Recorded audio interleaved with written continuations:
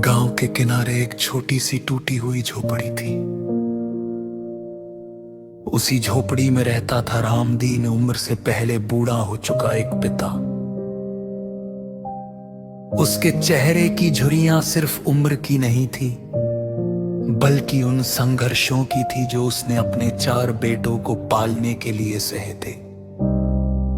रामदीन कभी शहर में मजदूरी करता था। धूप में ईंटें उठाना, रात को भूखा सो जाना, ये उसकी जिंदगी का हिस्सा थे। उसकी पत्नी बहुत पहले चल बसी थी। उसके बाद से उसने माँ और बाप दोनों की जिम्मेदारी अकेले उठाई। उसके 4 बेटे थे, रामू, श्याम, मोहन और छोटू। चारों एक ही छत के नीचे पले, लेकिन जैसे जैसे बड़े हुए उनके रास्ते अलग होते चले गए। पहला बेटा रामू सबसे बड़ा था। बचपन में पिता के कंधे पर बैठकर मेले जाता था, लेकिन जवानी आते ही उसके अंदर अहंकार भर गया। उसे लगता था मैं बड़ा हूं, मुझे सब पता है। वो शहर चला गया, नौकरी मिली, पैसा आया, पर पैसे के साथ घमंड भी आया। उसने पिता को भूलना शुरू कर दिया। फोन बंद, खत का जवाब नहीं। रामदीन रोज दरवाजे की तरफ देखता, शायद आज रामू आए। दूसरा बेटा श्याम पढ़ाई में तेज था, लेकिन जिंदगी की मार उसे तोड़ गई। गलत संगत में पड़ गया, नशा, झूठ, चोरी, सब कुछ आ गया।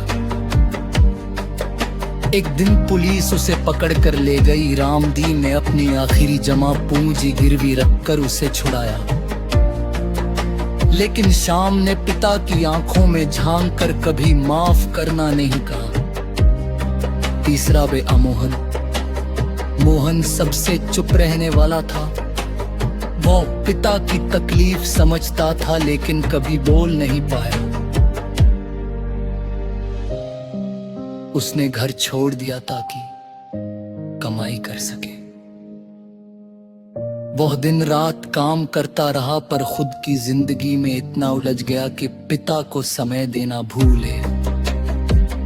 दिल अच्छा था, लेकिन जिम्मेदारी से भागता रहा। चौथा बेटा छोटू सबसे छोटा था। वही पिता का सहारा था।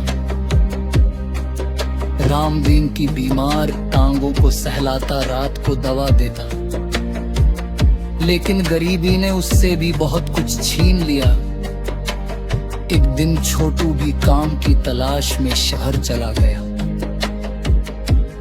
उस दिन झोपड़ी बिल्कुल खामोश हो गई। अकेलापन।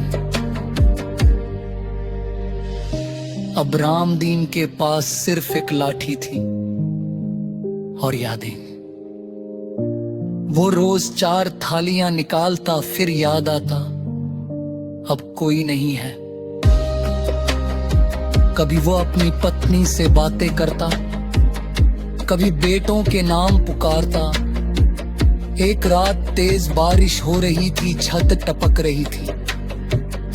रामदीन ने सबको देखा, धीमी आवाज में कहा, मैंने तुम्हें दौलत नहीं दी, लेकिन मेहनत करना सिखाया। मैं चाहता हूं तुम इंसान बने रहो। इतना कहकर उसकी सांसें थम गई। सीख, 4 बेटों की जिंदगी बदल गई। उन्हें समझ आया, पिता की कीमत तब समझ आती है जब उसके हाथ सिर से उठ जाते हैं। आज वे सफल हैं, लेकिन हर त्योहार पर 4 एक साथ बैठकर एक खाली कुर्सी को देखते हैं। वो कुर्सी जो हमेशा भरी रहनी चाहिए थी।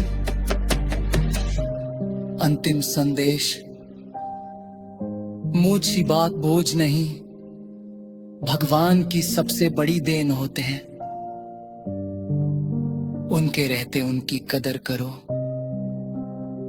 क्योंकि बाद में सिर्फ पछतावा बचता है।